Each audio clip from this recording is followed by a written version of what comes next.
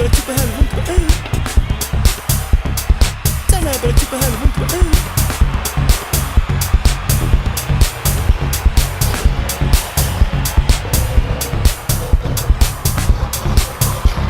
Heyrðu Rúnar, hvað er pabbi þinn?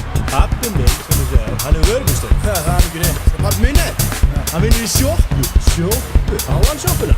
Nei, hann bara vinnur það. Það er nú ekki neitt. Pabbi minn, hann er flugþjónn. Pabbi minn er fyrirverandi Landsbankastjóri. Hey, þú hann litli? Hvað er pabbi þinn? Hann er þróttari.